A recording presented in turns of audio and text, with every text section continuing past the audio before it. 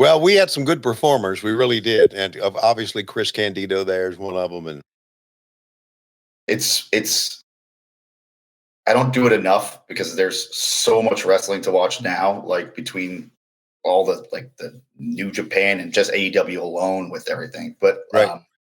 When I go back and I watch some of the stuff like this, you watch a Chris Candido and realize how incredible he was, just and everything.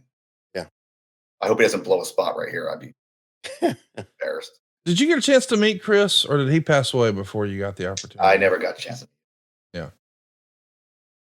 Can you imagine how much he would be enjoying today's wrestling? Yeah. Crowbar. Took his own bump. I love that. There you go. Oh boy, it took a clothesline from Numbnuts too. It's interesting to see how oh man, Daphne was so great. Such a shame. She was the best. I met her a bunch of times. She was the best. Yeah. Great girl. I was going to say it's interesting to see how some of these careers have evolved. I mean, Crowbar has a very successful business. He's a chiropractor now and doing very, very well. And Lash LaRue has been a big part of the ministry and now a full-time artist traveling all over the South and doing caricatures. And Shannon Moore helping run a rehab facility and help people get their lives put back together. I mean, and then there's Shane Helms sending me dirty memes as he travels the world for WWE. Conrad, do you have a cheat sheet that everybody's like what they're doing right now? This is wildly impressive. I just, through all the StarCast and stuff, I've just managed to meet a lot of people. Oh, you just know. Yeah, that makes sense. And so we just have conversations like, hey, what are you up to these days? But like Shannon Moore is really, really helping people, with drug and alcohol rehabilitation. And it's just, I mean, that's a real credit to the world. I don't know what the fuck Prince IK is doing and don't give a shit either. I was told he won the lottery.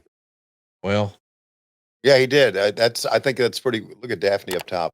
I feel like if anybody in wrestling won the lottery, it was Billy Kidman, but that's a story for another day.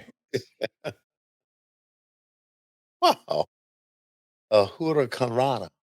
Tony, you got any good Hoovy stories? No. Oh, there we go. Okay. Yeah, I do. He worked for AEW for like a match and against Jericho, right? Against Jericho. And God bless them both, but it wasn't a Hoovy versus Jericho from the 90s. No, but yeah, but we didn't expect it to be, right? Right. Yeah. Yeah. I had realistic expectations there. There's so much going on in this match. We got a great question from DJ Turnup. He wants to know, hashtag ask Orange Cassidy. If you were to have a tag team with any WCW wrestler in 2000, what would the tag team name be? And who would it be with?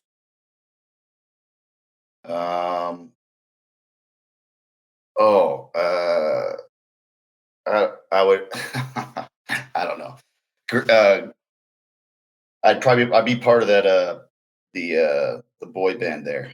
Oh, 3 count. I could see that. We'd be 3 count. We'd be Orange Cassidy and the 3 count. I love that. I could see that. I really could. Hey, crazier things happened. Did you see David Flair get involved? I did. He can kiss my ass. Mine too. Mine most of all. Yeah.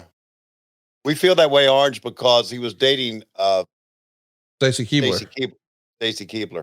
Oh, really? Yes. We're all funny how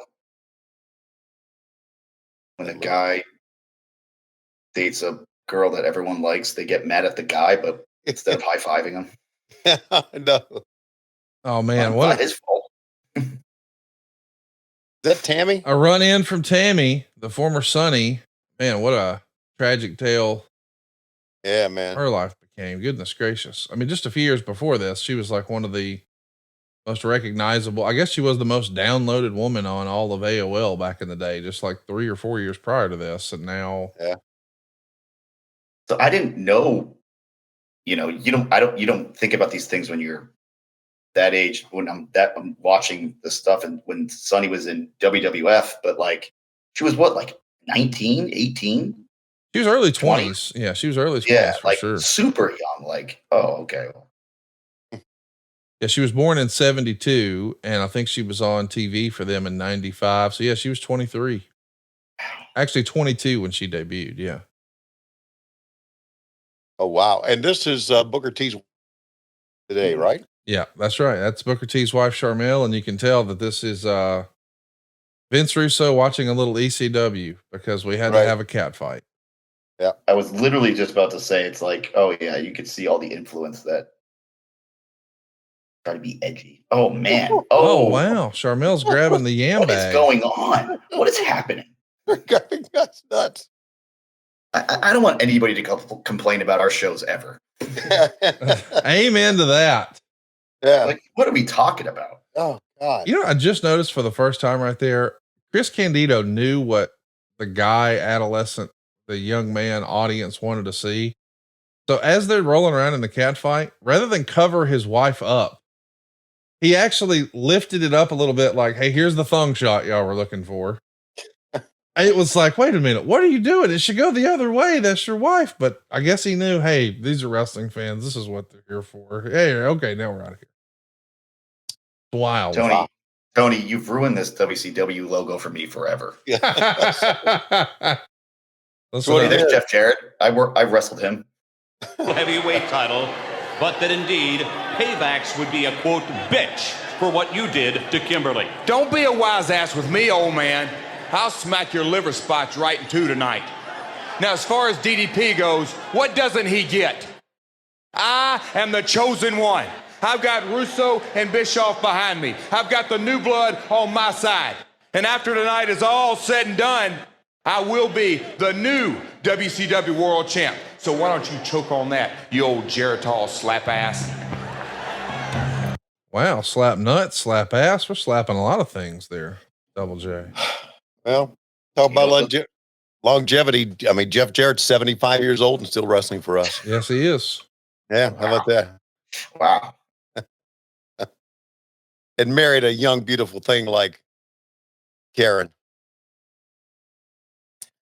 Rob in the cradle, brother. Wow. Yeah, I really like them. This is I know why people listen to your this podcast.